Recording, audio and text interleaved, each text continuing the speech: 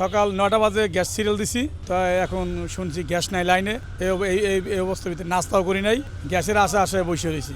এখন ওনারা বলতেছে নাকি মেশিন বন্ধ গেছে, গ্যাস নাই, গ্যাসের প্রেশার নাই, গ্যাস নেই, টোটালি গ্যাস নাই। গ্যাস কখন আসবে তাও বলতে পারতেছে না, কোনো শিওর দিতে পারতেছে না যে গ্যাস কখন আসবে। এর আগে ছিল তেলের সমস্যা, এখন আবার গ্যাসের সমস্যা হয়েছে।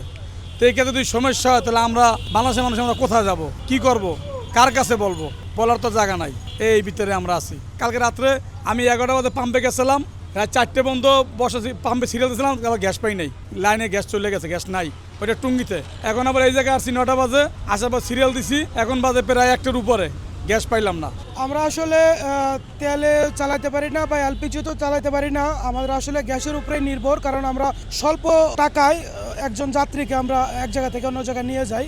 এই জন্য আমরা তেলেও বা এলপিজিতে চালাতে পারি না, আমাদের গ্যাসের উপরে নির্ভর।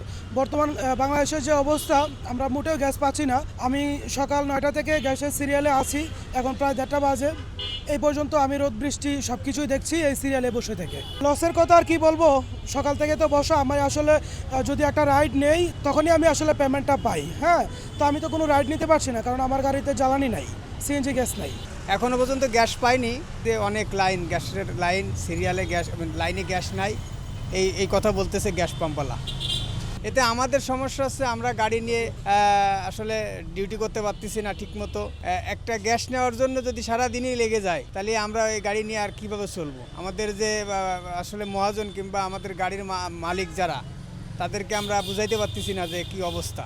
ডিউটি আমার 10 ঘন্টা, গ্যাসের জন্য ভাইজান আসলে 12-13 ঘন্টাও থাকা লাগতেছে।